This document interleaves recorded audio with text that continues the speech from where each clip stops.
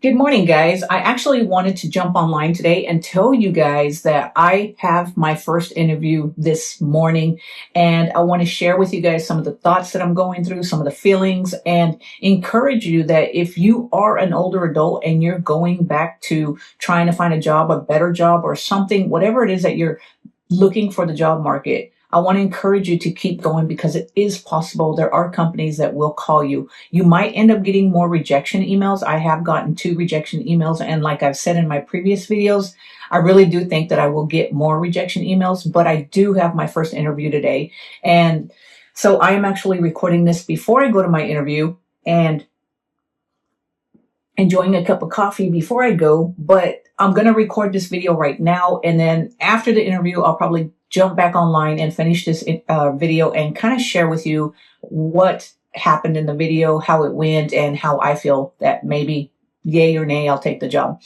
So let me tell you guys a little bit about it. So first of all, how I'm feeling. I'm a little nervous. I hate interviews. I feel like, I either just break down in interviews. I can't answer their questions. And first of all, I want to make sure that I don't jump at the interview or at the chance of this job, because the reason that I'm getting this job or applying for this job or even considering where I'm leaving right now is to earn more money. And if they don't offer me more money, I'm not going to actually take the job. So I'll go to the interview, find out about it, and see what they say about the income or the wages.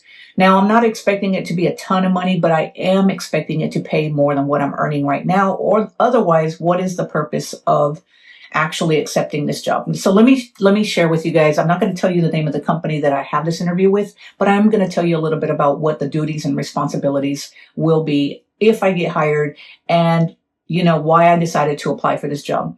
So basically, I'm going to be a medical courier, meaning that I'm going to drive around to different places. You get a route. This is what I've read online as far as, and the job description on the job when I applied for it.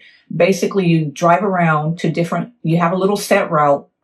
You drive around and you pick up medical specimens, whether that's feces, blood, all these different specimens, and then you organize them in your vehicle, and based on whether they need to be refrigerated, kept frozen, or room temperature. And then you carry them back to the company, and basically that's it. You're just picking up specimens. So it doesn't sound hard and it doesn't sound complicated, but I have heard that they do expect you to work a lot. You're on a time schedule. So, it kind of reminds me of when I was at the post office. I would go to work, sort the mail, and then carry that mail on a delivery route. And I'd have all this freedom. Well, not necessarily freedom because I'm still attached to a clock, but I wouldn't have to be working around other employees. And so I'm thinking that if it pays at least what I'm making or more, preferably more than what I'm currently making, I will accept this job because I want to get out of a warehouse environment because, well, there's a couple reasons I want to get out of a warehouse environment because I'm working on concrete all the time. So I feel like right now I've spent so much money on different types of shoes because my feet are always in pain. I actually just ordered some shoes from Amazon and they should be here. And I'm going to share with you guys or tell you guys the type of shoes that I got and why I think that they might be good. But honestly, guys, I've spent so much money on shoes trying to find shoes that don't hurt my feet from walking on concrete all the time. So that's one reason that I want to get out of the whole warehouse environment. The second reason is because I'm always working really closely with other employees. And the truth is that when you're around other employees, you hear all kinds of gossip. You see who the lazy ones are. And it feels like you're the only one who's really working, or maybe you and a few other people are just really working. The other people just do the bare minimum. And it really, I don't know why that bothers me, and I shouldn't pay attention to what other people do. But the truth is, it's very noticeable when I'm in a warehouse. So I feel like if I can get out on the road, drive in a vehicle, and just run a little route and pick up little, specimens and medical things, I'll have a little bit more freedom. Now, it's not complete freedom, and that's what I'm trying to buy back, but it is getting me out of the office. I'm working on all by myself, and maybe, it won't hinder me creating these videos. I hope not, because I can actually record the videos on my lunch break while I'm in my vehicle. And another plus about this medical courier job is that they do provide a vehicle. They pay for all the gas, all the maintenance, and you can pay them. I think it's like $100 for a month, every month, that they take it out of your check pre-tax, $50 out of every check, and then you can keep this vehicle and use it for personal purposes. At least that's what I've read. I've read all kinds of stuff about this. Now, the downside that I heard about this company is that they are very pushy, meaning that they expect and demand a lot. But there's a lot of jobs that do that. They pay you the least amount of money, and then they expect you to just run crazy for them or work really hard without actually giving you what you deserve. But I know that a job is never going to pay me what I deserve. And that's why I continue minding my business on the side while I'm trying to go back and find something that pays a little bit better so that we can survive today while saving for my future self. So that's the reason that I wanted to get online, is share with you guys that I do have my first interview this morning.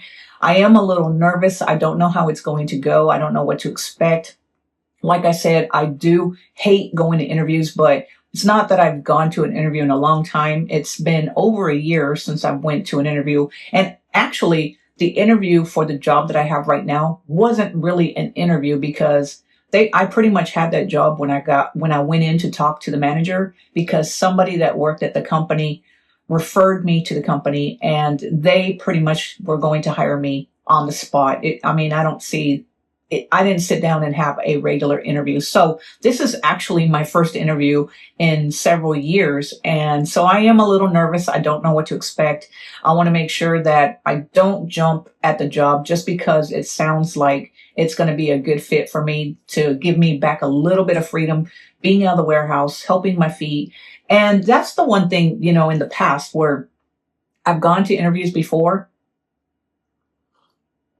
and the minute they ask you, what do you want to earn per hour, or what do you want to make? I think that a lot of us, especially women, cut ourselves short because we're either embarrassed to say what we really want to make, or we feel like we're not good enough to earn what we want to make. So I want to make sure that if they offer me $16 an hour, I'm not going to take it, because right now I do have a job that pays better than that. So I don't know what to expect.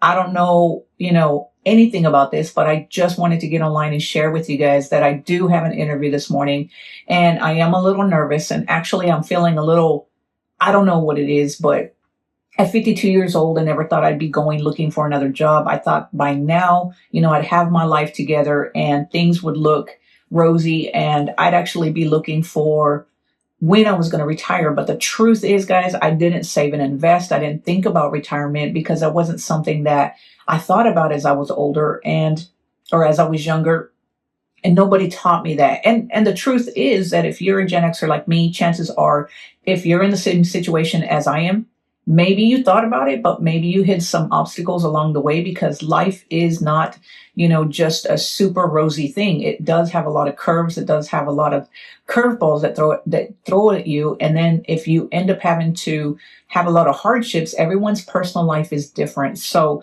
that's why I'm in the situation that I'm in right now. That's why I am actually trying to find another job at 52 years old and trying to earn a little bit more, because I'm trying to catch up for retirement. So that's my story, guys. I do have an interview this morning. I am dressed and ready to go, drinking a cup of coffee before I go,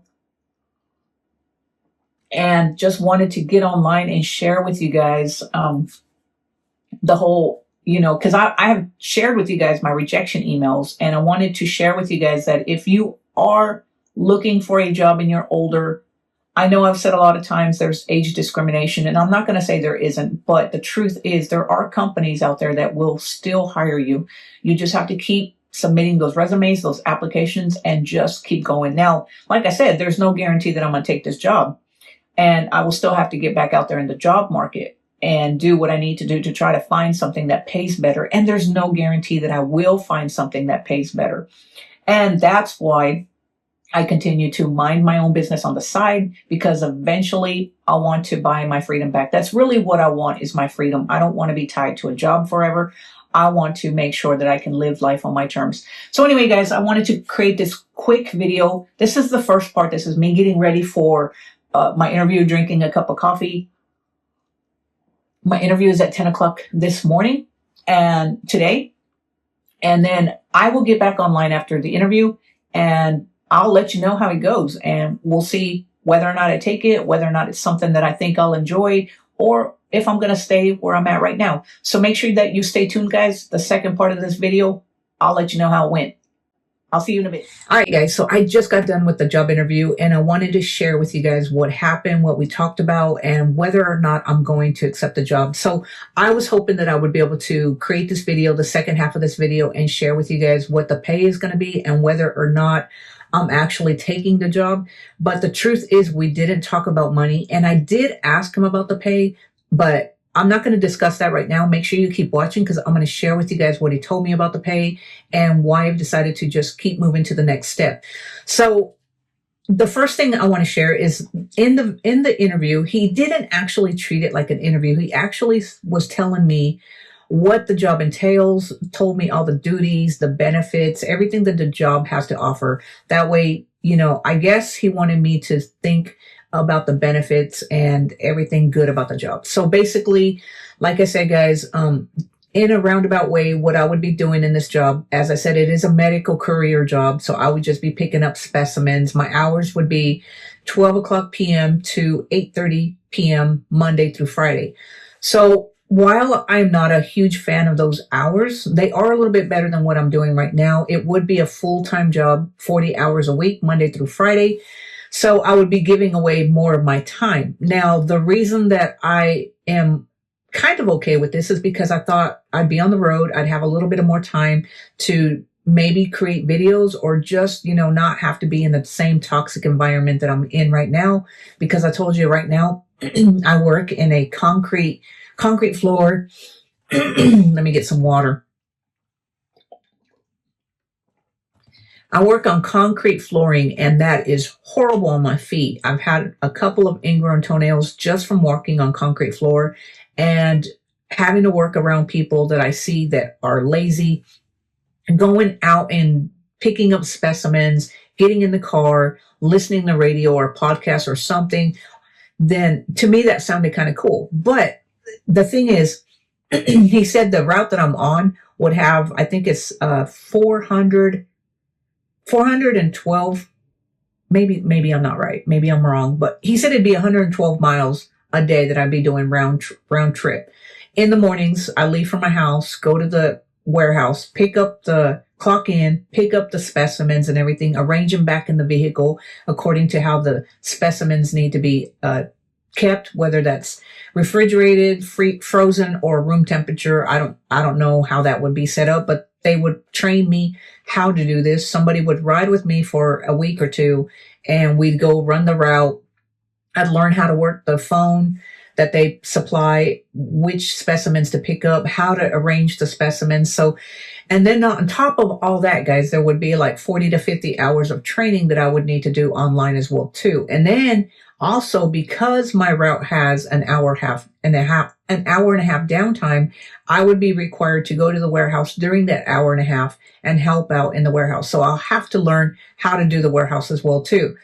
So there's a lot going on, a lot of moving parts that I would have to learn. And I don't know about you, but I know every company requires you to, do more than what they expect you to do, and they're not willing to pay you. So while I'm okay with all that, I think that once you get it down, it sounds like a lot right now, but I think that once you get the route down and you learn the job, maybe it's not going to be as difficult as it seems. And I asked him how many couriers he has right now, and he says there's 25 couriers. Out of the 25, only 3 are women right now. So I don't know if it's like a male dominated job, or, maybe just women are not into that type of job. So either way, he basically just told me about the perks. And one of the biggest perks he kept trying to talk about was the vehicle, right now they have Equinox RAV4s, and they're getting Subaru Outbacks. They're getting 13 new vehicles, and one of them is Subaru Outback. And with these vehicles, not only would you use them for business purposes or company purposes, but you could actually pay an extra $50 every pay period and use that vehicle on your personal time. Now, during personal time, they do pay for the gas, they pay for the maintenance, everything is paid for for that vehicle. Now, that sounds great, especially if you don't have a car, or right now you don't have a really good working car and you have an older car and you have not been wanting to get a car because you don't want car payments, or maybe you don't have the money to pay for something cash. So the whole thing about driving this car on for personal use and them paying everything does sound good.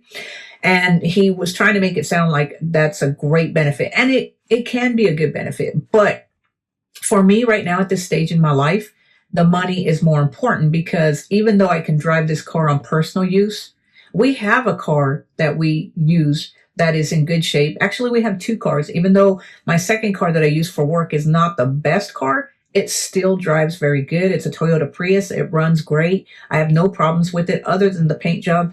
But, you have to weigh, and he kept saying the benefits, the benefits, the benefits. So when a company preaches all about the benefits, I know that their pay is probably not going to be the best. So when I asked them about the pay, guys, he basically said that the company would probably offer me $16 to $17 an hour, but not to accept the first offer that they make me, because he said that they're probably going to lowball me the first time. And he asked me what I wanted. I told him that I make $19 an hour right now with my job right now. And even though between you and I, guys, I don't make $19 an hour, but I didn't want to say $18.50 because in reality, I'd like to earn more. So and he asked me if I had any benefits or anything like that, because I always like to throw the benefits in your face. And yes, I understand that the benefits that you get from a job are important. But for me, guys, I don't go to the doctor. I always take care of my health. Yes, I think that having medical is important, especially if something happens. You don't want to have to come out of your pocket for everything. So medical is important, but for me, it's not that important. I will, if I take this job, I will apply for, or I will get the medical, but I'll get the medical with the highest deductible, because I don't go to the doctor's office very often. My goal right now at this stage in my life is to earn money, increase my income. That way I can catch up for retirement. So while they throw all these benefits in your face, that is a red flag that the pay is probably not going to be what I want. And honestly, guys, I don't know why jobs do this, but when they're hiring, why don't they just go ahead and put the pay on the website and tell you what they will offer you or what they start at? Why waste our time? I mean, I had to get up this morning early after working last night, get dressed, go to the interview because I wanted to find out what they pay. And I still can't tell you what they're going to offer me. All I can tell you is that there's a range that he told me they might offer me 16 to 17. So if they offer me that, I know they're going to say, well, it's because we're giving you all these benefits. Well, benefits don't pay the bills, guys. I need the money. And also, it sounds great that they give you this car, but after doing some research, because I've been researching all this about the benefits of the car, there's a catch to it. And there's always a catch when a company gives you a benefit. And the catch is that even if you decide to, so let's just say that I decide to use this car for personal use. I can take this car anywhere. It doesn't matter. He said you can use it whatever you want to do. If you travel, you can use it. The company pays for the gas. They pay for the maintenance and everything. But what I read online is that if you do use the company vehicle for personal use, the company will find a way to not charge you, but file those expenses that they paid for, the gas, the maintenance on your personal use, that it will go and count towards income for you. So that's going to throw you in another tax bracket. And you didn't earn extra money. So let's just say that the base pay is $31,000. The company charges you or finds a way to add an extra $10,000 on your income because of the personal use of the vehicle. So, and this could be from wear and tear on personal use. I don't know exactly how it works, but that's what I read online. So in reality, you think you're filing taxes on $31,000, but in reality, because of using that personal car, it kicks you up into another tax bracket and you owe more taxes because you were using this personal car or this company car on personal use. So anyway, while it sounds like a great job, there's always a catch for everything. And if they won't tell me what they pay right now, it's probably not going to be more than what I earn right now. And the bad thing is right now I go to my job. I know what I do. There's no high pressure. And I did ask him if it was high pressure. And he said that while it's not a lot high pressure, but there is a lot, they do demand a lot from you. So they're going to expect me to work for less and earn, or they're going to expect me to work for less than I make right now. And I'm going to be working a lot harder, or there's going to be more pressure or more stress than what I'm doing. So I don't think I'm going to take it, but honestly, I'm waiting. I told him that I'd be interested to hear what human resources said, because he said the next stage is that if, he moves my name forward, which he said he would, then human resources will reach out and make me an offer as far as what they're willing to pay. So anyway, I'm kind of still in limbo. I don't know if I'm going to be accepting this job. So I had my first job interview, but I still don't know what I'm going to be making. And I can't tell you anything more than what he told me about the benefits, what I'm doing, and basically just driving around picking up specimens and dropping off specimens. And that's it. And keeping them arranged in the vehicle according to how they need to be kept, whether refrigerated, frozen, or room temperature. So that's it. That's what I'm in limbo. And I was told that, it is a very busy job, that it would take a while to train me, to learn everything, and to do my training online. So from everything that it sounds like it would be a lot more physically, maybe not physically demanding, but more demanding than what I do right now. Because right now, even though I don't make a lot of money right now, I would be making less and probably doing more than what I'm doing right now. So I am moving forward with the next step. I'm waiting for human resources. I can't completely phase out or just say that I'm not going to take it, because I want to see what human resources tells me, how much they're willing to offer me, and then see if they're willing to work with me and pay me more than what I'm making right now. But between you and I, guys, I don't think it's going to happen. He said that based on my experience in the past, he really doesn't think that they're going to offer me 19 or pay me 19 an hour, which 19 is the bare minimum that I would accept, guys. I'm not going to accept anything less. And so I may just be stuck doing what I'm doing. And if I am, that's okay, guys. It's fine. I don't need this other vehicle that they're going to, that they make it sound so great because it's one of the perks. And that is a great perk. If, like I said, if you do want another vehicle and your second vehicle or your vehicle right now is not as new as you'd like, then you pay $50 every paycheck and you drive this vehicle. But I don't necessarily need that. Would it be great to have a new vehicle that, I just pay $50 every pay period? Yes, but that's $50 out of every pay period that I'm paying for. So even if you don't want a car payment, guys, you're still making a car payment, even though it's only $50. So anyway, guys, I just wanted to share with you guys how the interview went. The job interview went good. Like I said, he didn't ask me a lot of questions. He basically just took me in there, explained everything, what I'd be doing. And now I'm just waiting for human resources to contact me. I guess I'll have to make another video after human resources contacts me and share with you guys what they offer me and whether or not I take it. So anyway, guys, I hope you enjoyed this video. I just wanted to create this video just to share with you guys everything that went on today and just share with you guys how my first job interview went at 52 years old. Let me know down in the comments below if you've had a job interview before. Did you get what you wanted as far as pay? How did it go? Let me know. And also, guys, if you enjoyed this video, give it a thumbs up. Click on that subscribe button so that you can be notified whenever I put out a new video. And until next time, guys, I'm just going to keep an eye on the job market, see if there's something out there. And if there's something that will pay me more than what I'm earning, I'm probably going to keep applying and just minding my business on the side. So anyway, guys, thanks for taking the time to stop by, and I will talk to you later. Have a great one. Bye.